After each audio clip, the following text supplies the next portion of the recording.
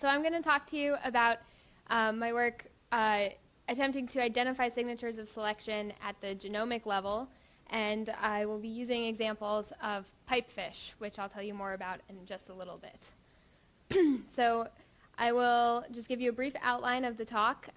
First, I'll introduce population genomics and how it relates to selection. Then I'll talk about population genomics and pipefish. Then I'll introduce a method called genome-wide selection components analysis, and then talk about that in pipefish. And then I'll talk a little bit about what I'm hoping to do with this work as a basis, and then we'll be done. So first, let me put this in the general context. So population genomics is of interest because it's a way to study the evolutionary process. So evolution is the change in heritable traits of populations over generations, and it can occur due to a number of factors. Some of those factors are what we call neutral, such as genetic drift, mutation, and recombination. These tend to be random processes that occur. And then there are some processes that are selective, such as natural selection and sexual selection. And all of these contribute to that change in the heritable characteristics of populations over time. And the reason we care about evolution, of course, is because, as Dobzhansky so eloquently put it, nothing in biology makes sense except in the light of evolution. So how does selection work?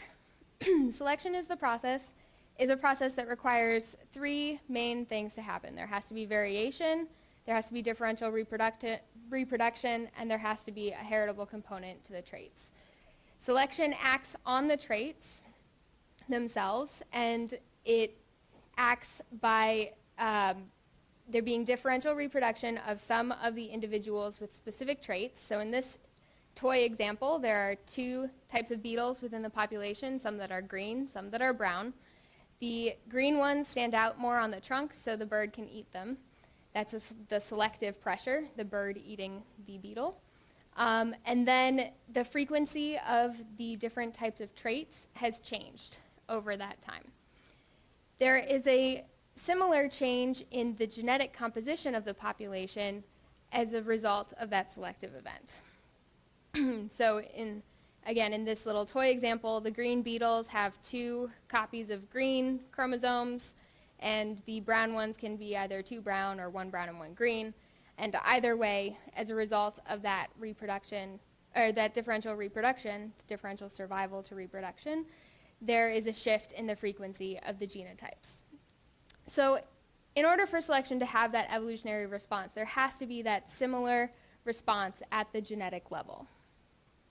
And just like there must be variation in the phenotypes for selection to occur, there has to be a similar variation in the genotypes. So for the purposes of this talk, I'll be focusing mostly on what are called single nucleotide polymorphisms, or SNPs. And that's one single genetic base that's different in individuals, while the rest of that sequence is the same. So I don't know if everyone can see that here, but there's this one base outlined by a box where some individuals have T's and some have A's. And this variation is required for selection to have an effect. So now there are different levels of variation. There's variation within a population. Some of these individuals are brown, some are green, some are brown with one green. And then there's also variation among populations. Additionally, there's variation among species. In this example, circular beetles versus square beetles. This has no basis in actual species. And I'm mostly interested in going to talk about this variation within a species level, both within populations and between populations.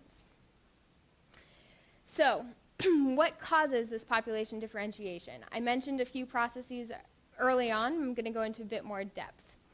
So one of the neutral processes that can cause population differentiation is genetic drift. You can think of this as the random reshuffling of alleles due to random probabilities. And it can result in changes in the allele frequencies over time without any selection. It can be the result, one way that drift can act is through a population bottleneck, where you start out with a big population with a lot of variation, and due to some other factor, you end up getting a smaller population that has lost, in this case, the blue. And so now it's just green, red, and yellow. And then it gets even smaller, loses more variation, and then when the population expands again, you have a change in the allele frequencies. You've lost all of the greens and all of the blues, but this is just due to the random chance of some of these individuals just getting lost because of population shrinking. One of the other factors that can cause population differentiation is natural selection in the form of local adaptation. So in this example, there are some fish in this population of stickleback that live in a freshwater environment, some populations that live in a marine environment. And they have different phenotypes, the number of these plates on their bodies. And they also have different genotypes represented by these different colored circles. And so this local adaptation allows the different populations to survive in different habitats. A related but not exactly the same process is different selective pressures in different geographic regions. So here I'm showing you sexual selection pressure. The steeper slope means stronger sexual selection. And so this one population from Virginia, represented by a solid line, has stronger sexual selection than the population in Florida, represented by the dashed line. And so these, maybe that's vice versa, either way. There's different selection pressures in the two different populations, and this can cause differentiation between the populations. So how do we go about detecting these processes? Well, I said that selection acts on the phenotypes, so we can try to detect the processes by looking at the morphology and measurable traits of different populations. For example, you could look at a population of these beetles before the selective pressure happens, before they're exposed to predation. They're exposed to predation, and then you look at what happened after that. And you can measure the traits and calculate a selection coefficient by looking at the covariance between relative fitness and the trait values before and after selection. Well, another way to do this is to look at genomic patterns using population genomics methods. And there are known signatures of different types of selection, such as here in a hard sweep, for example, when a single allele is favored in one population, the nucleotide diversity goes down, but the differentiation between populations gets higher. And there are these characteristic genomic signatures of selection that you can do what's called a genome scan and just look through the genome to try to look for these characteristic patterns. Another way is to use known models. So there are population genetic models like the infinite island model that tell you how the allele frequencies are expected to change just due to neutral processes. And you can compare your loci from your genetic study to that neutral model and look for outliers. So in this case, this particular method compares the FST, that looks at the distribution of FST and heterozygosity, and it has these confidence intervals generated from the neutral model, and you would say that these ones are the outliers and likely under directional selection. So my goal during my PhD was to identify the major evolutionary processes affecting populations of Gulf pipefish. I was interested in the relative importance of these neutral and selective processes, and I wanted to know if morphological patterns of differentiation match genetic patterns. So I focused on the Gulf pipefish, Signathus scavelli. These are a small marine fish. They live in shallow seagrass beds in the Gulf of Mexico and along the Atlantic coast of Florida. And they are what we call sex role reversed.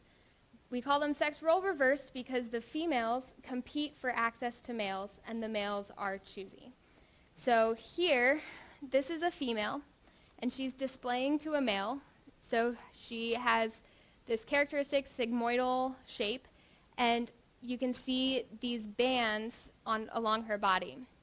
These bands are a sexually selected trait, and they are, and they've been shown to be under sexual selection favoring either more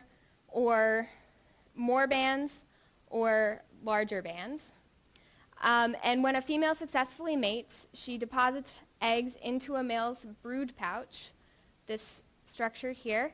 He fertilizes the eggs and carries them around for about 2 weeks, after which time he gives birth to live pipefish babies.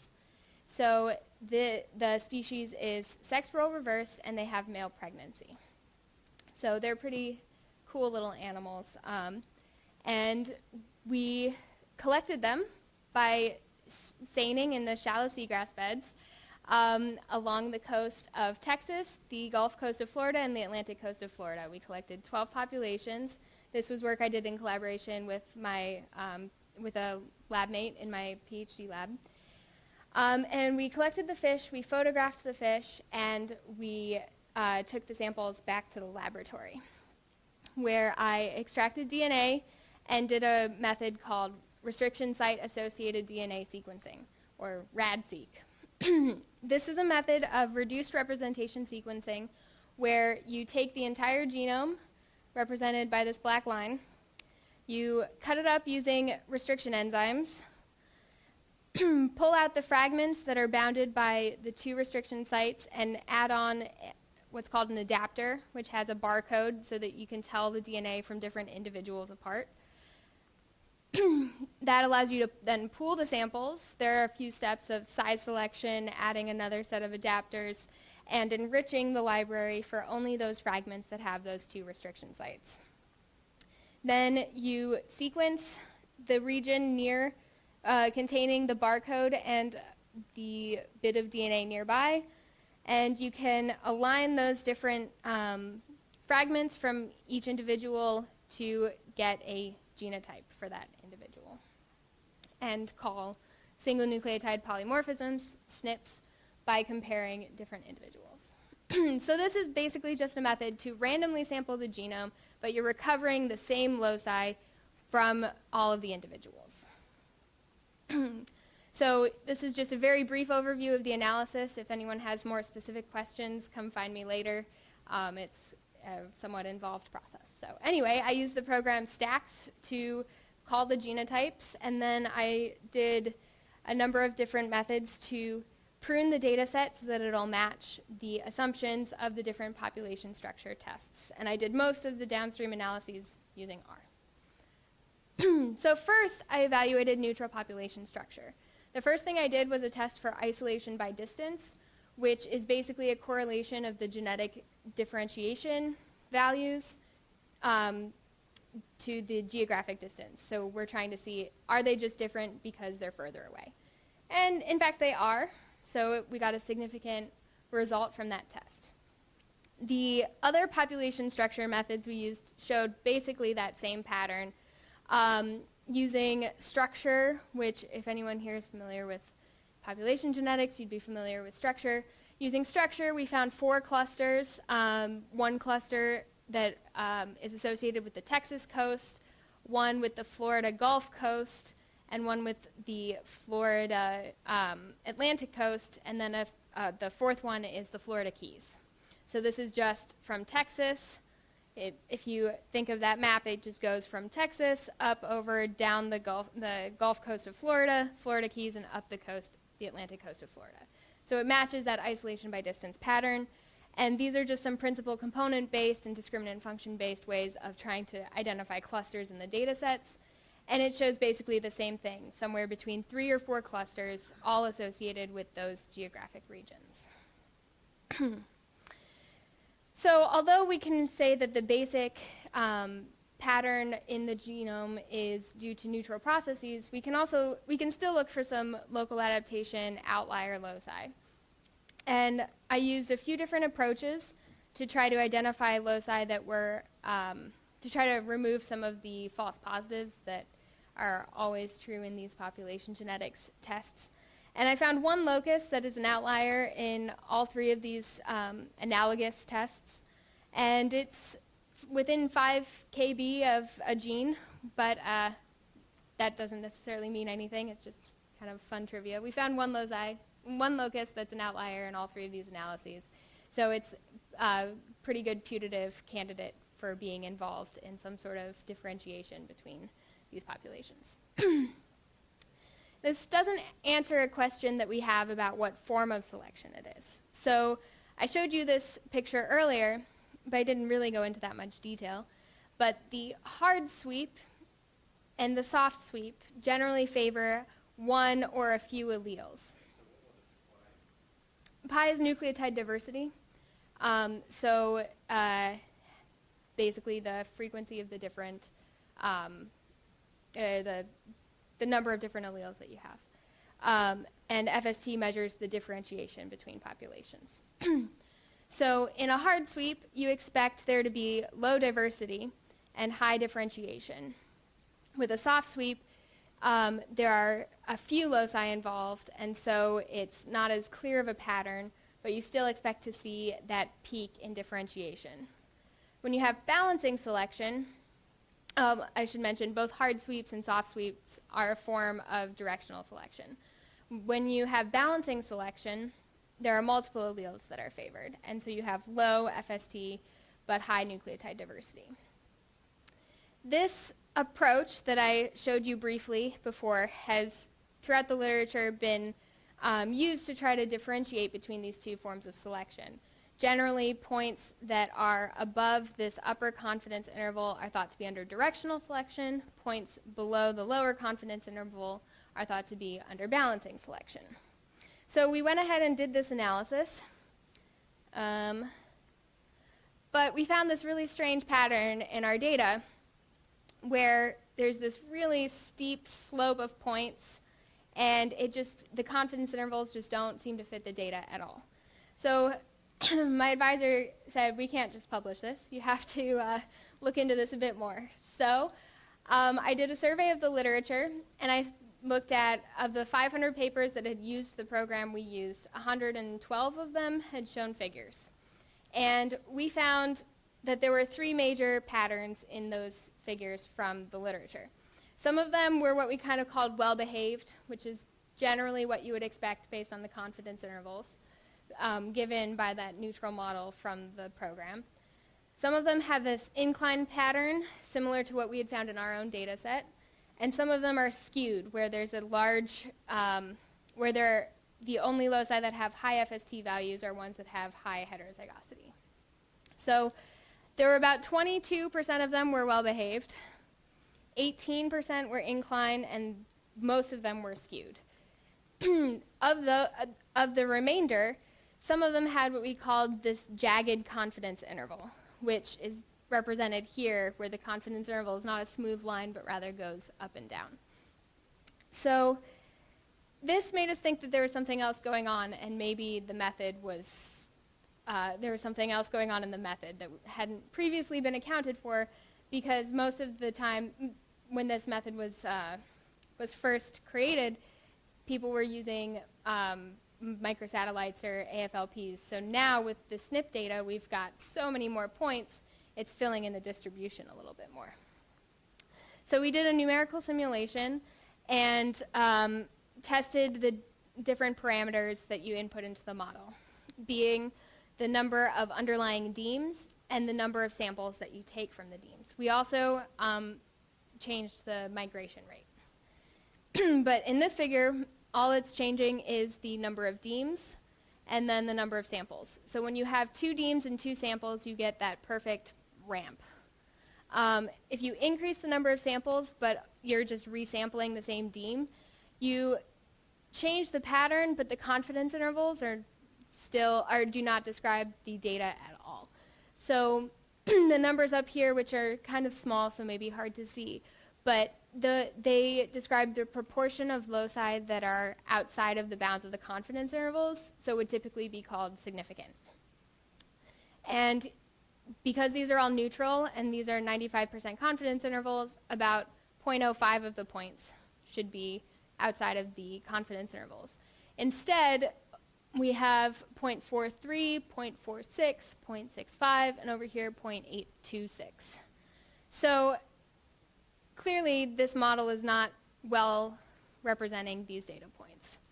If we increase the number of deems, we can see that the confidence intervals fit it a little bit better, but we're still not getting that proportion.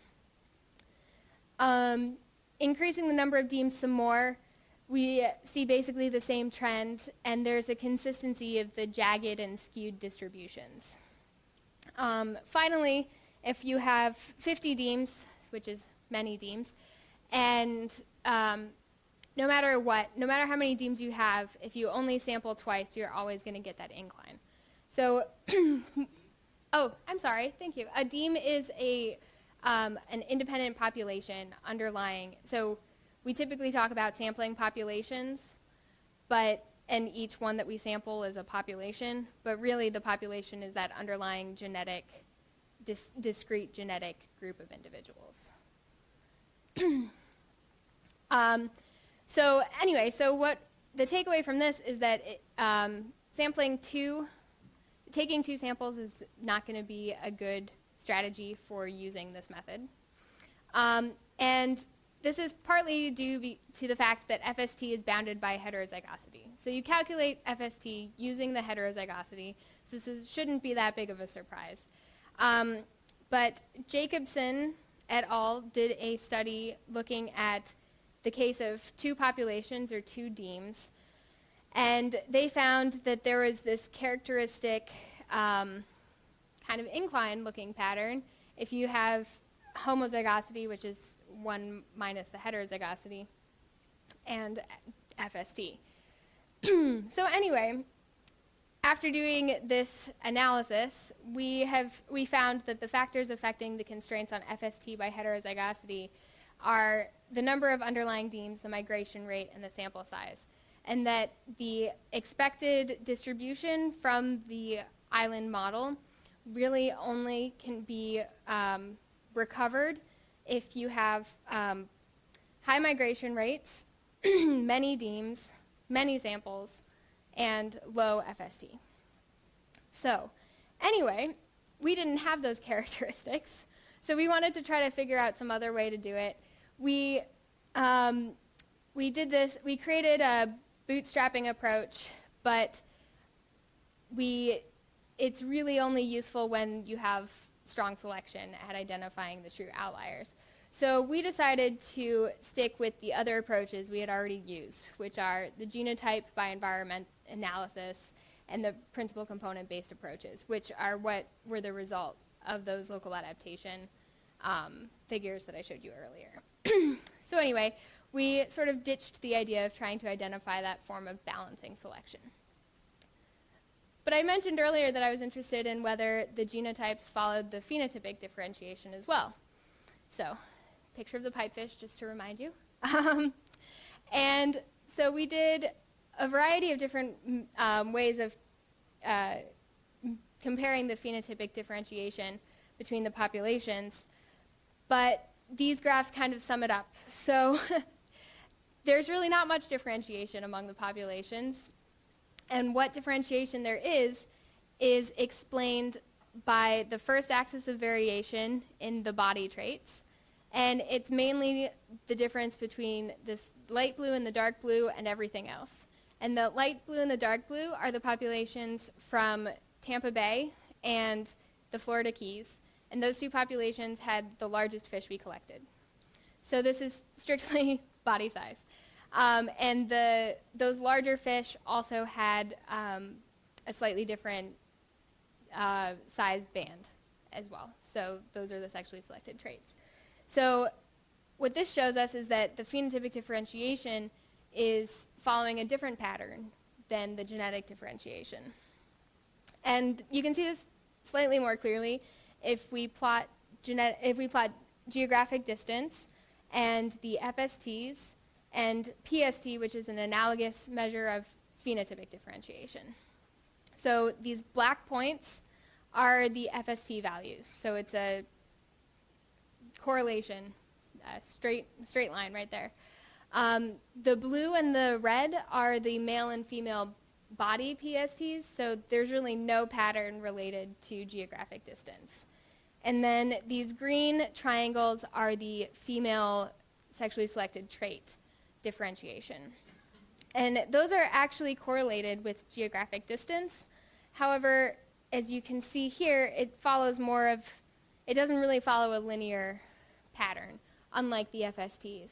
And so we still think that the phenotypes are following a different pattern than the genotypes. So, to summarize, population genomics in pipefish, what have we learned? The neutral processes of isolation by distance seem to be driving most of the genetic differentiation between populations, although there is some evidence for local adaptation at some loci. Phenotypic differentiation, on the other hand, follows a different pattern than genetic differentiation. This doesn't answer a question that is kind of more interesting to me, which is what type of selection is causing these patterns. So we know selection is causing at least some pattern at the genetic level because we found some outlier loci.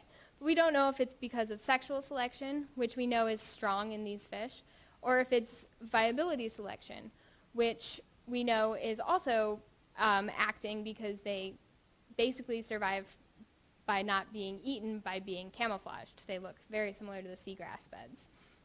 So just in case some of you don't know, sexual selection is the differential ability to gain access to mates or reproductive or offspring. So there's some forms of cryptic sexual selection. And then viability selection is just the ability to survive, to be able to then reproduce. And viability selection can differ between males and females. For instance, in birds where the males are the very colorful sex, they might be more likely to be eaten by a predator than the females. So one approach to trying to get at this question of which type of selection is acting is to think about the life cycle of a population. So the adults undergo sexual selection during mating, and then there's some fecundity selection to produce gametes. When gametes become zygotes, there's gametic selection, typically meiotic drive, and then zygotes undergo viability selection when they become adults. So you can partition these different selection components at the genetic level by comparing the allele frequencies in, for instance, adults and zygotes, and successfully mating adults and not successfully mating adults. This is a method that was proposed back in the Allozyme era, and it was fairly successful, except for that you needed huge sample sizes. And now, in the days of next generation sequencing, we can sample a lot of different loci and maybe get at use this method in a new way. So before we went ahead and did this on a population of fish, we used a simulation model to try to identify how successful we might be in an actual empirical study. So we modeled a population of adults that undergo mating. There's mutation and recombination in the production of offspring, and then selection on the males, and then random survival to adulthood. If you're interested in more of the details of the model, there are a lot, so feel free to ask me later. But one of the things we were curious about was the impact of sample size, because the number of individuals we could collect was one of the limiting factors in an empirical study, as I'm sure many of you can sympathize with. So looking at different carrying capacities, so different population sizes, we looked at how adult sample size affected the number of quantitative trait loci detected. So I should say that in the model there were traits that were under selection. They had an explicit quantitative trait basis, so there were a certain number of quantitative trait loci that additively determined the trait. And the total number of those in this case was 8. And with each run of the model, we determined how many of those loci we were able to detect, as well as how many other loci that were not actual quantitative trait loci were detected. So that gives us a measure of how accurate the model is, how accurate our sampling is at detecting the quantitative trait loci. So, looking at a small carrying capacity, let's see. Oh, first I should say that when we look at the smallest sample size, 100 adults and 100 offspring, we were able to detect only about 2 of the 8 quantitative trait loci, and we actually detected more spurious loci than actual loci, suggesting that at that small sample size, any loci you find, you can't tell whether you can't be confident if they're real loci or spurious. This is in contrast to the case of a very, very large sample size of 4,000 adults and 4,000 offspring, where you can be very confident that every single quantitative trait locus you identify is going to be a real one. If you have a moderate sample size of only 250, you do get more actual loci than spurious loci, but in general, more individuals, the better. I'm sure that's surprising to everyone in here. But at the moderately small sample sizes, we might be okay. Another important factor that we were really curious about was the impact of the heritability of the trait. So most of you are probably familiar with the idea of heritability and how much of a specific trait is due to the actual genes you have versus the environmental variance contributing to that trait. So if you think about height, some of it is because your parents are tall. Some of it is because you drank a lot of milk as a child, right? So in very simplistic terms. So anyway, we modeled the trait with various numbers of quantitative trait loci, expecting that with fewer QTLs, we would have a better ability to detect them, because when there's a specific amount of selection acting on the trait, and it's spread out among all the QTLs underlying it. So we expected that with few QTL, we would have, and complete heritability, so a heritability of 1, we would have the best detection rates. So just to orient you on this graph, on the x-axis is heritability, and at the far left side is high environmental variance, so low heritability, and on the right side, the environmental variance is 0, so heritability is 1. So we found a very encouraging result, actually, that as the heritability increases up to about 0.32, which is an environmental variance of 2, we get this plateau in the number of QTL that we're able to detect, which suggests that with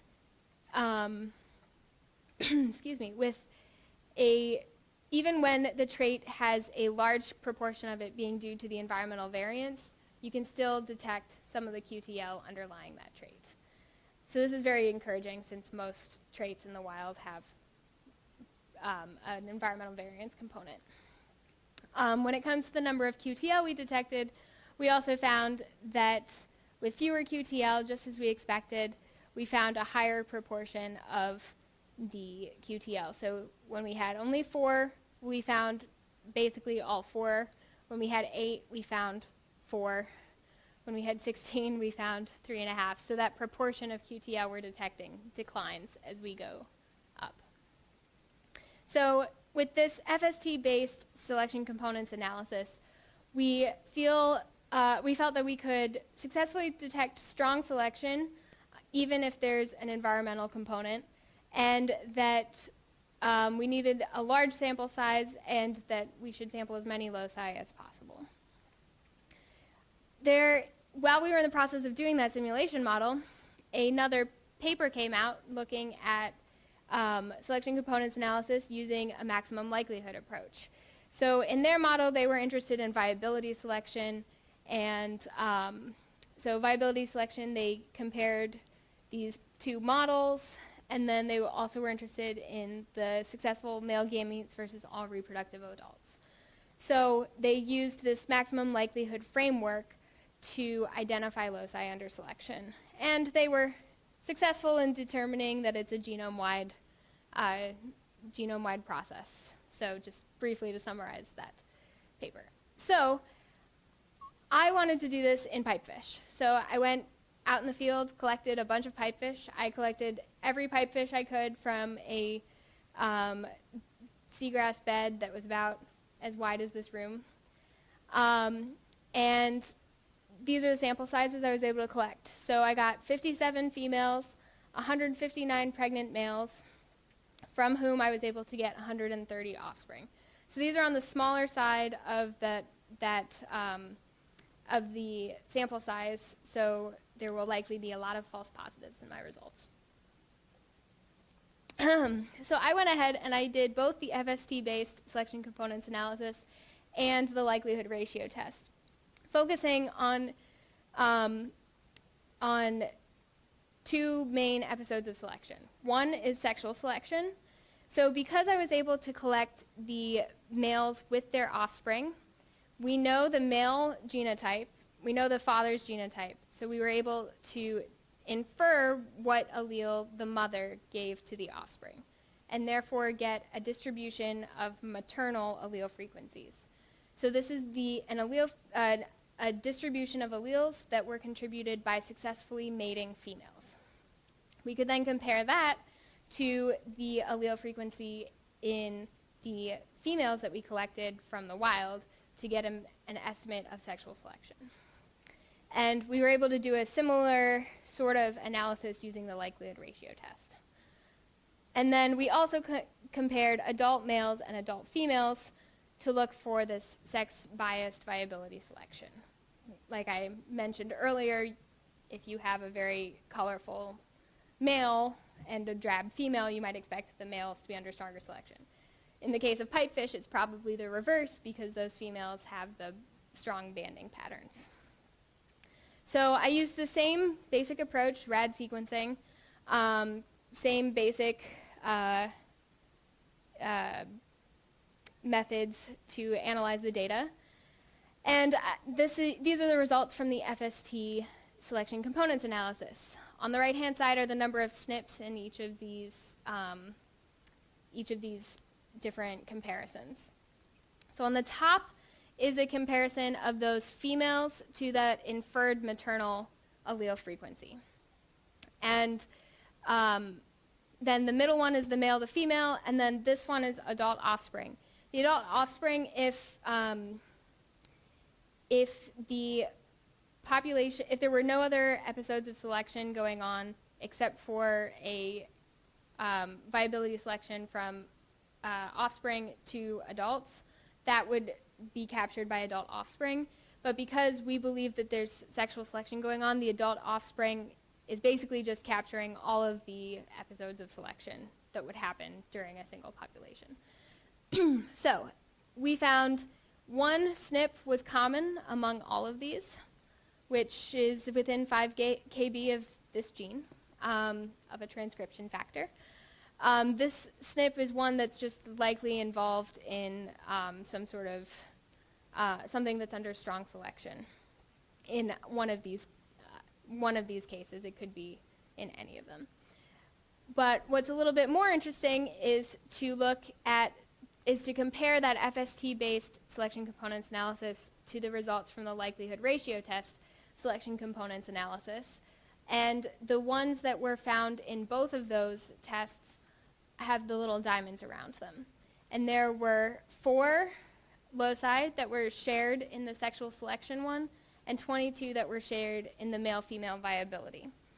So we blasted the regions surrounding each of those outlier SNPs and did a gene ontology analysis of the genes in the nearby region. So we were able to try to basically get an idea of the genes near these outlier SNPs, what are their functions. The gene ontology analysis groups them into biologically relevant functional groups. So things like metabolic process and biological adhesion. There's, it's kind of up to you whether you think this is really a useful set of terms or not, but that's what they give you. So we were basically looking to see if the sexual selection loci were different from the viability selection loci. And in general, they weren't, except for if in a few cases from the likelihood ratio test. These orange ones are the likelihood ratio test, male-female viability selection, and the yellow is the mother's adults sexual selection from the likelihood ratio test. So that suggests that there might be some loci that the likelihood ratio test was able to identify that are near genes that have a different function than in the two different selective episodes. So the conclusions from this is that the population is experiencing both forms of selection, and there might be some different regions involved, but that's sort of debatable.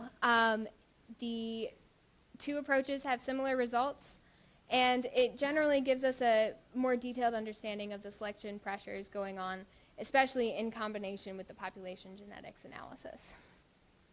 So to summarize everything I've shown you about Gulf pipefish, the populations experience a combination of sexual selection and viability selection, although population differentiation on the whole is driven by genetic drift.